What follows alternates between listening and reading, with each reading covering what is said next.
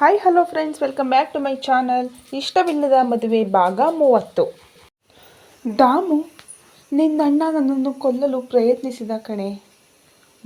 ದಾಮೋದರ್ ಬಾವ ಎಲ್ಲಿ ಎಂದು ತಡಬಡಿಸುತ್ತಾ ಕೇಳಿದರೆ, ಪತಿಯ ಎದೆಗೊರಗಿ ಜೋರಾಗಿ ಅಳಲು ಶುರು ಮಾಡಿದವಳನ್ನು ನೋಡಿದವನಿಗೆ ಗಾಬರಿಯಾಗಿತ್ತು. ನಡುಗುವ ಧ್ವನಿಯಲ್ಲಿ ಮತ್ತೊಮ್ಮೆ ದಾಮೋದರ್ ಬಗ್ಗೆ ವಿಚಾರಿಸಿದಾಗ ದಾಮಿನಿ ನಡೆದ ವಿಷಯವನ್ನು ಹೇಳಿದಳು. ತಕ್ಷಣ ಕೈಯಲ್ಲಿದ್ದ ಡ್ರಿಪ್ಸ್ ಕಿತ್ತಾಕಿ ದಾಮೋದರ್ ಇದ್ದತ್ತ ಓಡಿದರೆ ಪತಿಯನ್ನು ತಡೆಯಲು ದಾಮಿನಿ ಸೋತಿದ್ದಳು. ಆಗಷ್ಟೇ ದಾಮೋದರ್ ಪಾರ್ಥಿವ ಶರೀರವನ್ನು ಆಂಬ್ಯುಲೆನ್ಸ್ ಒಳಗಡೆ ಸಾಗಿಸುವ ಎಲ್ಲ ಪ್ರಕ್ರಿಯೆ ಶುರುವಾಗಿತ್ತು. ಅದನ್ನು ನೋಡಿ ಅತ್ತಲೇ ಬಾವಾ ಎಂದು ಚೀರುತ್ತಾ ಓಡಿ ಬಂದ ಅಳಿಯನನ್ನು ದಿನಕರ್ ಬಳಸಿ ಹಿಡಿದರು. ಮಾವ, ನನ್ನನ್ನು ಉಳಿಸಲು ಬಂದು ಬಾವ ಎಂತಹ ಕೆಲಸ ಮಾಡಿಕೊಂಡರು ಎಂದು ಕಣ್ಣೀರು ಹಾಕುತ್ತಾ ದಾಮೋದರ್ ಕಾಲನ್ನು ಹಿಡಿದರೆ, ಕಲ್ಯಾಣಿ ಮತ್ತು ಮಕ್ಕಳ ಮುಗಿಲು ಮುಟ್ಟಿದ ಅಳುವನ್ನು ನೋಡಿದವರಿಗೆ ತನ್ನಿಂದಲೇ ಇದೆಲ್ಲ ಎನ್ನುವ ಅಪರಾಧಿ ಭಾವ ಕಾಡಿತ್ತು. ಸೀದಾ ಹೋಗಿ ಕಲ್ಯಾಣಿಯವರ ಕಾಲಿಗೆರಗಿದ ಗಂಗಾಧರ್, ಅಕ್ಕ, ನಿಮ್ಮೆಲ್ಲ ನೋವಿಗೆ ನಾನೇ ಕಾರಣ. ನಾನು ನಿಮ್ಮೆಲ್ಲರ ಜೀವನದಲ್ಲಿ ಬರದೇ ಇದ್ದಿದ್ದರೆ ಈ ದಿನ ಇದೆಲ್ಲ ನಡೆಯುತ್ತಲೇ ಇರಲಿಲ್ಲ. ಈ ಪಾಪಿಯನ್ನು ಕ್ಷಮಿಸಿಬಿಡಿ ಎಂದು ಅಳುತ್ತಲೇ ಹೇಳಿದವನ ಮಾತಿಗೆ ಅವರ ಕಣ್ಣೀರೇ ಉತ್ತರವಾಗಿತ್ತು. ಅಳಿಯನನ್ನು ಸಮಾಧಾನಿಸಿದ ದಿನಕರ್ ಅಲ್ಲಿಂದ ಹೊರಟು ಪೂರ್ತಿ ಪರಿವಾರದ ಸಮ್ಮುಖದಲ್ಲಿ ಮಗನ ಅಂತ್ಯ ಸಂಸ್ಕಾರವನ್ನು ಮುಗಿಸಿ ಸೊಸೆ ಮಕ್ಕಳ ಬಳಿ ತನ್ನ ಮನೆಗೆ ಬರಲು ಅದೆಷ್ಟು ಕೇಳಿಕೊಂಡರೂ ಒಪ್ಪದೇ ಇದ್ದಾಗ ಎಲ್ಲ ದಾಮೋದರ್ ಮನೆಯತ್ತ ನಡೆದರು. ಒಂದೊಂದು ಮೂಲೆ ಹಿಡಿದು ಅಳುತ್ತಿದ್ದ ಕಲ್ಯಾಣಿ ಮಕ್ಕಳನ್ನು ದಾಮಿನಿ ಸಂತೈಸುವಲ್ಲಿ ಸೋತಿದ್ದಳು. ಸೊಸೆಯ ಎದುರು ಕುಳಿತ ದಿನಕರ್, ನೋಡಮ್ಮ, ಇನ್ಮೇಲೆ ನೀನು ಮಕ್ಕಳು ನಮ್ಮ ಮನೆಯಲ್ಲೇ ಬಂದು ಇರಿ. ನಿನ್ನ ಜೊತೆಯಲ್ಲಿ ದಾಮಿನಿ, ದೀಪ, ನಮ್ಮ ಮನೆಯವರೆಲ್ಲ ಇದ್ದಾರೆ. ಇಲ್ಲಿದ್ದರೆ ದಾಮೋದರ್ ನೆನಪಲ್ಲಿ ನೀನು ಮಕ್ಕಳು ಹೀಗೆ ಅಳುತ್ತಾ ಆರೋಗ್ಯ ಹಾಳು ಮಾಡಿಕೊಂಡರೆ ಯಾರಿದ್ದಾರೆ ಇಲ್ಲಿ ಎಂದವರತ್ತ ರೆಪ್ಪೆ ಮಿಟುಕಿಸದೆ ಅವಳು ನೋಡುತ್ತಿದ್ದರೆ, ನಾವಿನ್ನೂ ಬದುಕಿದ್ದೇವೆ ಸರ್. ನನ್ನ ತಂಗಿಯ ಕಣ್ಣೀರಿಗೆ ಕಾರಣವಾದ ನಿಮ್ಮ ಮನೆಗೆ ಅವಳು ಎಂದು ಕಾಲಿಡೋಲ್ಲ ಎಂದು ಬುಸುಗುಡುತ್ತಲೇ ಬಂದ ಕಲ್ಯಾಣಿಯ ಅಣ್ಣಂದಿರಾದ ಕಿಶೋರ್ ಮತ್ತು ಕಿರಣ್ ತಂಗಿಯ ಅಕ್ಕಪಕ್ಕದಲ್ಲಿ ನಿಂತರು. ಆಗಲ್ಲಪ್ಪ, ಈಗ ನಿಮ್ಮ ತಂಗಿ ನಮ್ಮ ಮನೆಯ ಸೊಸೆ. ಈ ಸೊಸೆ ಮತ್ತು ಮಕ್ಕಳ ಜವಾಬ್ದಾರಿ ನಮ್ಮದು ಕೂಡ. ಅಲ್ಲದೆ ನನ್ನ ಮಗ ವರ್ಷಗಳ ಹಿಂದೆ ಅವನ ಪಾಲಿಗೆ ಬಂದಿದ್ದ 3 ರೆಸಾರ್ಟನ್ನು ಹೆಂಡತಿ ಮಕ್ಕಳ ಹೆಸರಿಗೆ ಮಾಡಿದ್ದಾನೆ. ಈಗ ಅದೆಲ್ಲದರ ಹಕ್ಕಿರುವುದು ನಿನಗೆ ಮಾತ್ರ ಕಲ್ಯಾಣಿ ಎಂದು ನೊಂದು ನುಡಿದವರ ಮಾತಿಗೆ ಎದ್ದ ಕಲ್ಯಾಣಿ ತಮ್ಮ ಕೋಣೆ ಒಳಗಡೆ ಹೋಗಿ ಲಾಕರಲ್ಲಿದ್ದ ರೆಸಾರ್ಟ್ ಪತ್ರವನ್ನು ತಂದು ಮಾವನ ಎದುರಿಗಿಟ್ಟು, ನನಗೂ ನನ್ನ ಮಕ್ಕಳಿಗೂ ಈ ಆಸ್ತಿ ಪಾಸ್ತಿ ಹಣ ಐಶ್ವರ್ಯ ಯಾವುದೂ ಬೇಡ ಮಾವ. ಅದು ನನ್ನ ಗಂಡನನ್ನು ಕೊಂದ ನಿಮ್ಮ ಕುಟುಂಬದಿಂದ ಒಂದು ನಯ ಪೈಸವೂ ಕೂಡ ಬೇಡ. ಏನಂದಿರಿ? ನಮ್ಮ ಜೊತೆ ಮನೆ ಮಂದಿಯೆಲ್ಲ ಇದ್ದಾರೆಂದು ಅಲ್ವಾ? ನೀವೆಲ್ಲ ಇವರ ಜೊತೆಗಿದ್ದಿದ್ದರೆ ಈ ದಿನ ನನ್ನನ್ನು ಪ್ರೀತಿಸಿ ಮದುವೆಯಾದ ತಪ್ಪಿಗೆ ಮನೆ ಬಿಟ್ಟು ಬರುವ ಪ್ರಮೇಯವೇ ಬರುತ್ತಿರಲಿಲ್ಲ. ಸ್ವಂತ ತಮ್ಮನಿಂದ ಕೊಲೆಯಾಗುತ್ತಲೂ ಇರಲಿಲ್ಲ. ನಿಮ್ಮ ಮನೆಯವರ ಬೆಂಬಲ ನಮಗೆ ಯಾವತ್ತೂ ಇರಲಿಲ್ಲ ಮಾವ. ನೀವು ಮೇಲ್ನೋಟಕ್ಕಷ್ಟೇ ನಮ್ಮ ಜೊತೆಯಲ್ಲಿ ಒಳ್ಳೆಯದಾಗಿ ಇದ್ದದ್ದು ಬಿಟ್ಟರೆ ನಿಮ್ಮ ಈ ಪ್ರೀತಿ ಕಾಳಜಿಗೆ ಅಸಲಿ ಕಾರಣ ಎಲ್ಲಿ? ದಾಮೋದರ್ ಜೊತೆ ನಿಷ್ಠೂರವಾಗಿ ನಡೆದುಕೊಂಡರೆ ರೆಸಾರ್ಟ್ ಬಿಸ್ನೆಸ್ ಲಾಸ್ ಆಗುತ್ತದೋ ಎನ್ನುವ ಭಯ ಬಿಟ್ಟರೆ ಬೇರೆ ಯಾವ ಪ್ರೀತಿ ಮಮತೆಯೂ ನಿಮಗೆ ಮಗನ ಮೇಲಿರಲಿಲ್ಲ ಎಂದು ಕೋಪದಲ್ಲಿ ನುಡಿದವಳ ಕೈ ರಟ್ಟೆ ಹಿಡಿದ ಮಾಲಿನಿ, ನಾಲಿಗೆ ಬಿಗಿ ಹಿಡಿದು ಮಾತಾಡು ಕಲ್ಯಾಣಿ. ನನ್ನ ಗಂಡನಿಗೆ 4 ಮಕ್ಕಳಲ್ಲಿ ದಾಮೋದರ್ ಮೇಲೆಯೇ ಸ್ವಲ್ಪ ಪ್ರೀತಿ ಮಮತೆ ಜಾಸ್ತಿ ಇದ್ದದ್ದು. ಪೂರ್ಣಿಮಾ ಅಂದರೆ ದಿನೇಶನ ಹೆಂಡತಿ ಬಂದ ಮೇಲೆ ಎಲ್ಲ ಬದಲಾಯಿತು. ಶ್ರೀಮಂತರ ಮಗಳೆಂದು ಅವಳ ಅಹಂಕಾರ, ವಿನಾಕಾರಣ ಜಗಳ, ನಿಮ್ಮಿಬ್ಬರ ಜೊತೆಗಿನ ವೈಮನಸ್ಸು ಎಲ್ಲ ನಮಗೆ ಗೊತ್ತಿತ್ತು.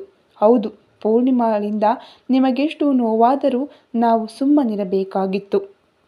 ಕಾರಣ, ಒಬ್ಬರ ಪರವಾಗಿ ಮಾತನಾಡಿದರೆ ಸಂಸಾರ ಒಡೆದು ಚೂರಾಗುವುದು ಖಂಡಿತ. ಅವಳಿಗೆ ಬುದ್ಧಿ ಹೇಳಿ ಸೋತ ಮೇಲೆಯೇ ಪ್ರೀತಿಸಿ ಮದುವೆಯಾದ ನೀವಿಬ್ಬರು ನಮ್ಮಿಂದ ದೂರವಿದ್ದು ಸುಖವಾಗಿರಿ ಎಂದೆ. ನೀನು ಯಾರಲ್ಲೂ ಹೇಳದೆ ಕಣ್ಣೀರು ಹಾಕುವುದನ್ನು ನೋಡಿ ಇವರು ಮಗನಲ್ಲಿ ಮಾತನಾಡಿ ಬೇರೆ ಮನೆ ಮಾಡುವಂತೆ ಹೇಳಿದರು.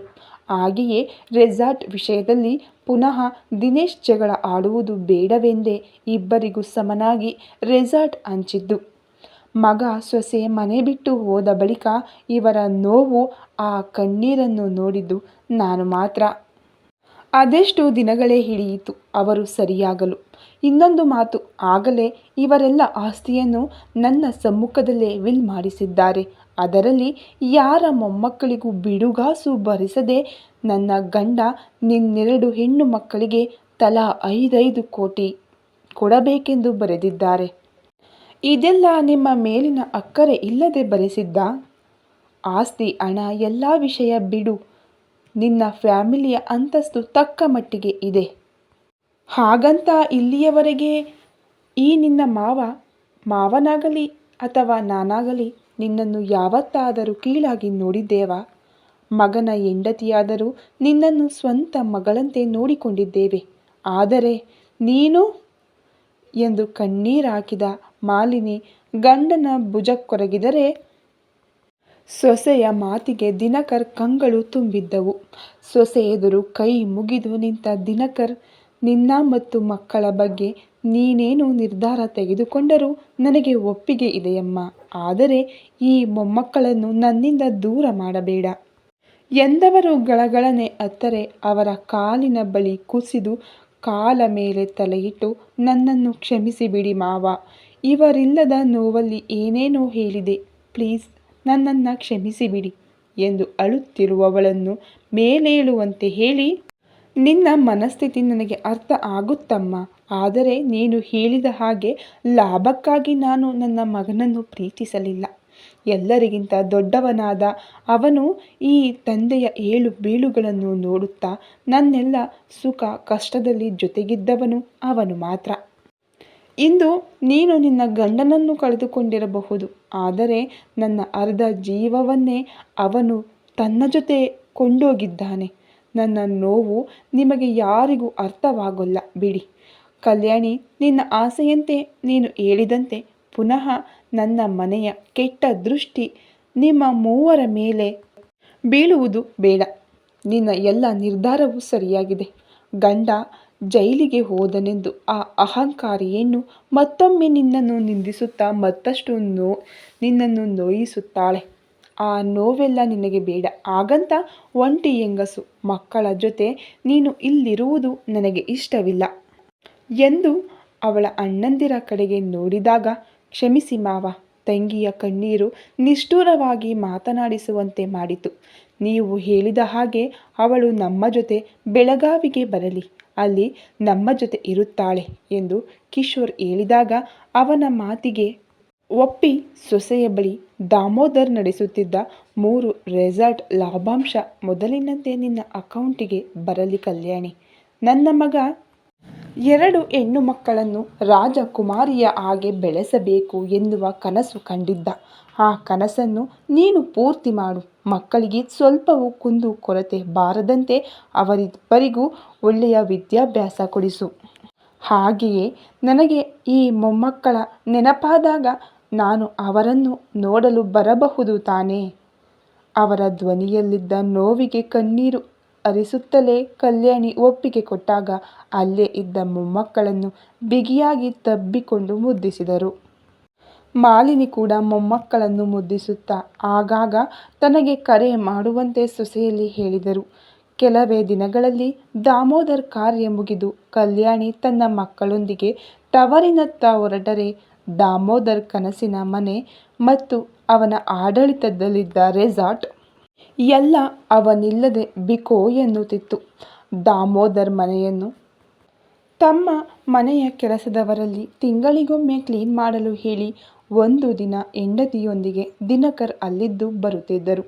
ವಾರಕ್ಕೊಮ್ಮೆ ಫೋನ್ ಮಾಡುತ್ತಿದ್ದ ಕಲ್ಯಾಣಿ ಹಾಗೂ ಮಕ್ಕಳ ಜೊತೆ ಮಾತನಾಡಿ ಮುದಿ ಜೀವಗಳು ಖುಷಿ ಪಡುತ್ತಿದ್ದವು. ಬೆಳಗಾವಿಯಲ್ಲಿರುವ ಕಲ್ಯಾಣಿಯ ಕುಟುಂಬ ತಕ್ಕ ಮಟ್ಟಗಿನ ಆಸ್ತಿ ಪಾಸ್ತಿ ಇತ್ತು. ತಾಯಿ ಅವಳು ಚಿಕ್ಕವಳಾಗಿರುವಾಗಲೇ ತೀರಿ ಹೋಗಿದ್ದರೆ, ತಂದೆ ಇತ್ತೀಚೆಗೆ ಕ್ಯಾನ್ಸರ್ನಿಂದ ತೀರಿಕೊಂಡಿದ್ದರು.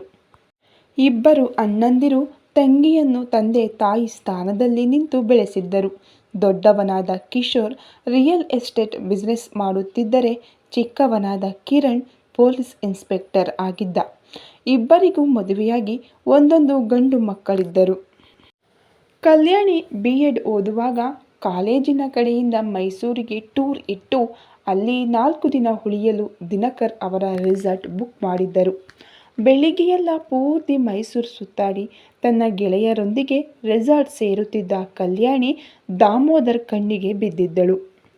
ಸೀರೆಯುಟ್ಟು ಜಡೆ ಹೆಣೆದಿರುವ ಸರಳ ಸುಂದರಿ ಅವನನ್ನು ಬಹುವಾಗಿ ಕಾಡುತ್ತಿದ್ದಳು. ಒಂದೆರಡು ಬಾರಿ ಅವಳಲ್ಲಿ ಮಾತನಾಡಿಸಲು ಸೋತವನು ಅವರೆಲ್ಲ ರೆಸಾರ್ಟಿನಿಂದ ಹೊರಡಬೇಕು ಎನ್ನುವಷ್ಟರಲ್ಲಿ ತನ್ನೆಲ್ಲ ಪರಿಚಯದ ಜೊತೆ ಅವಳಿಗೆ ತನ್ನ ಪ್ರೀತಿಯನ್ನು ಹೇಳಿಕೊಂಡಿದ್ದ.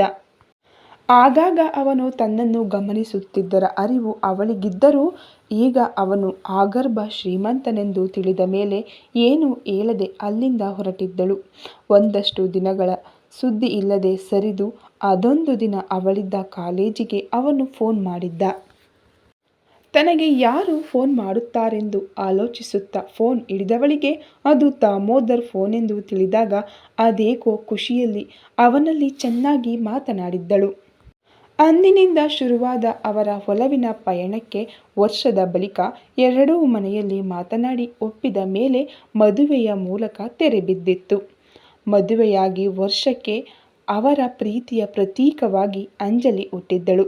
ದಾಮೋದರಂತೂ ಮಗಳ ಕಾಲನ್ನು ನೆಲಕ್ಕೆ ಸೋಕಿಸಲು ಬಿಡುತ್ತಿರಲಿಲ್ಲ. ಅಷ್ಟೊಂದು ಮುದ್ದು ಅವನಿಗೆ ಮಗಳೆಂದರೆ.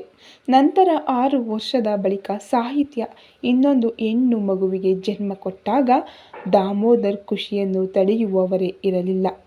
ತಾಯಿ ಬೈದರೂ ಹೆಂಡತಿಯ ಬಾಣಂತನ ತಾನೇ ಖುದ್ದಾಗಿ ಮಾಡಿದ್ದ. ಅಂಜಲಿಯ ಹಾಗೆ ಸಾಹಿತ್ಯ ಕೂಡ ಮುದ್ದು ಮುದ್ದು ಗೊಂಬೆಯ ಹಾಗಿದ್ದಳು. ಒಟ್ಟಾರೆ ದಿನಕರ್ ಜೋಡಿಗೆಯಲ್ಲಿ ಮತ್ತಷ್ಟು ಖುಷಿ ತುಂಬಿತ್ತು. ತಾಯಿ ಮನೆ ಸೇರಿದ ಕಲ್ಯಾಣಿಗೆ ಅಣ್ಣ ಅತ್ತಿಗೆಯರಿಂದ ಅವಳೆಲ್ಲ ನೋವ ಮರೆಯುವ ಪ್ರೀತಿ ಕಾಳಜಿ ದೊರಕಿತ್ತು. ಆದರೆ ದಾಮೋದರ್ ಅನುಪಸ್ಥಿತಿ ಅವಳನ್ನು ಇನ್ನಷ್ಟು ಕಾಡಿದಾಗ ಹಳೆಯ ದಿನಗಳ ಮೊರೆ ಹೋಗುತ್ತಿದ್ದಳು. ಮಕ್ಕಳು ಕೂಡ ಆದಷ್ಟು ಬೇಗ ಅಲ್ಲಿನ ವಾತಾವರಣಕ್ಕೆ ಹೊಂದಿಕೊಂಡು ಬಿಟ್ಟಿದ್ದರು. ಎಲ್ಲವೂ ಚೆನ್ನಾಗಿ ನಡೆಯುತ್ತಿತ್ತು ಎನ್ನುವಾಗ ಪೂರ್ಣಿಮಾಳ ಕರೆ ಕಲ್ಯಾಣಿಯನ್ನು ಇನ್ನಷ್ಟು ನೋವಿಗೆ ದೂಡಿತ್ತು. ಜೈಲು ಸೇರಿದ ದಿನೇಶ್ ಮಾಡಿದ ತಪ್ಪಿಗೆ ಶಿಕ್ಷೆ ಅನುಭವಿಸುತ್ತಿದ್ದಾನೆ ಎಂದು ಅವನ ಬಗ್ಗೆ ಯೋಚಿಸುವುದನ್ನು ಬಿಟ್ಟ ಮನೆಯವರೆಲ್ಲ ಮೊದಲಿನಂತೆ ಇರತೊಡಗಿದಾಗ ಪೂರ್ಣಿಮಾ ಹೊಟ್ಟೆಗೆ ಬೆಂಕಿ ಬಿದ್ದಿತ್ತು.